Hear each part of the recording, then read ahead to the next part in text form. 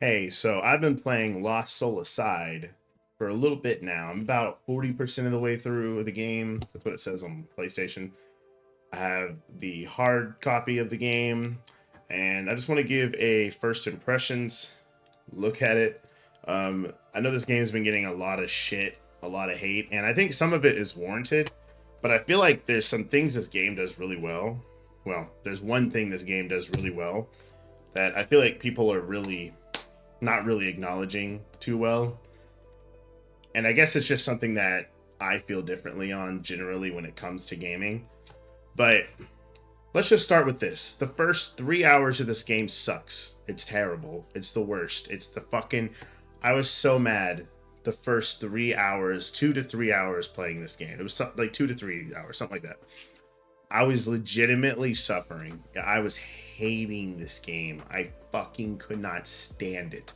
It was tragic how bad it was. And by the way, I've been there since day one waiting for this game. You know, I was like in high school, I think, and I graduated in 2016. So that's pretty crazy. A fucking long time ago. It was almost a whole ass decade since we first saw this game. And I like the story, like not the story of the game, because the story of the game is fucking dog ass. I like the story of its development, you know, of it being one guy and then he got a team, and I think that was really cool.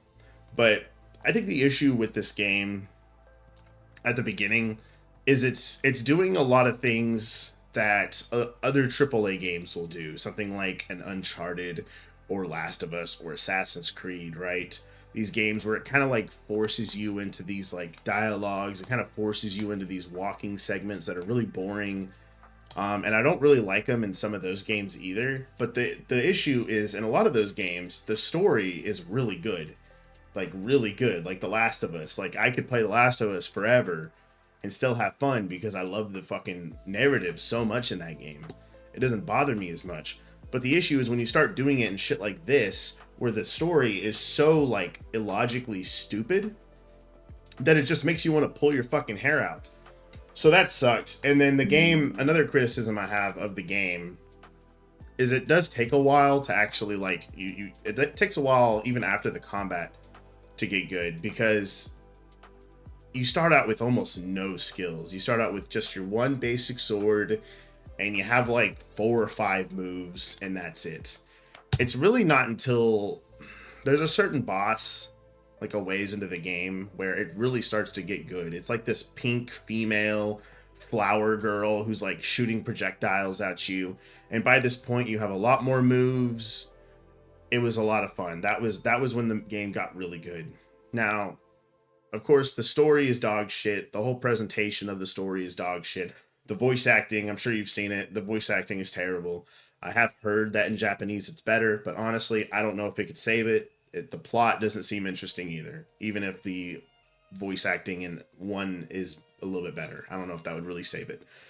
So that all that shit is terrible. It also another criticism I've seen is there was that demo they showed a couple years ago, and it just kind of looks better than the main game. I'm not entirely sure why it looked better. I watched the video. I think that's a fair criticism of the game. I don't know why. And it looks significantly better. Like it looks much more like detailed and polished. So I'm not sure if they had to like downgrade it to make it run better. I'm not sure what happened there, but that's a fair criticism. But I do want to get into what I think the game is good at, and that's the combat. When you start getting skills, when you start getting a lot more abilities, it's so good. It's so good. I definitely have some nitpicks here and there, and the biggest one I've seen is the sound design. It doesn't have enough oomph to it, and I do agree with that point, but I don't think that's enough to make me go, I don't know if I like this game. Because for me, I'm a mechanics first kind of guy, and then all of that shit is kind of like that's the cherry on top, you know? For example, I'm a big Blaze Blue fan. Do you think Blaze Blue's sound like hitting effects, the hitting effects is as good as like a Mortal Kombat? Maybe not, but I'll be damned if I'm gonna say Mortal Kombat's a better fighting game than Blaze Blue. Okay, I'm never gonna say that. It's not. None of them. Not even the best. I don't think so. So this is kind of a similar situation. So it's got some like presentation issues with the sound effects, stuff like that. But despite all that, the combat is so fun. And there's so much more. There's so many more skills you can unlock. I've noticed. I've kind of like read through them, and it's really exciting to get to that point. Because like I said, I'm not even really halfway through the game yet. But it's so fun. And then like there's these certain times where whenever you're doing a combo, your character will like turn blue, and you could press R2 to do like extra damage or an extra like type of hit on the move. I really like that. Although I do have a criticism on there, is I do wish that it was a little more punishing on its timing, because I've noticed that you could just kind of like mash R2 until he turns blue, and then it just works anyway. I do feel like that kind of defeats the purpose of it, where it's just like you need to be able to time it correctly to get that reward, for actually getting it right. I don't think you should be able to just mash R2 to be able to get that extra reward. You should be rewarded for playing well. You know, that's how I feel about it. But other than that, honestly, I think the combat is incredible. The boss fights are a lot of fun. They're fast. It could also be a little bit harder than it is. There's no difficulty selection. It's just the one difficulty, and it's really not the hardest game ever either, especially once you start getting the hang of it. I know this is very critical. This is a very critical video, but honestly, I'm having a lot of fun with the game. And I don't think it deserves as much hate as it's getting. I think it's really, really fun. There's a lot of combos you can do. Ton more moves you unlock. It keeps getting to the point where I'm like, man, I wish I could like do this move. I wish I could be able to do this with my attacks. And then I check the skill tree, and I'm like, oh shit, that lets me do that thing. And to me, that's just really cool. So how do I feel about the combat? The combat's really good. I would give the combat like an 8 out of 10, personally. I think the combat is really good. Maybe even 8.5. I don't know. Is it as good as Devil May Cry 5 or 3? Maybe not.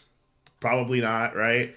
But I don't think it's completely fair to compare to Capcom, who had a way higher budget with way more people, you know, working on it. But I also recognize that it is a fair argument against the game, that the game is $60. It's the same price as a Devil May Cry 5. Not even nowadays, because DMC5 you can get for like 20 bucks. So if in my opinion, so far in the game, should this have been $60? Probably not. Not for what you get.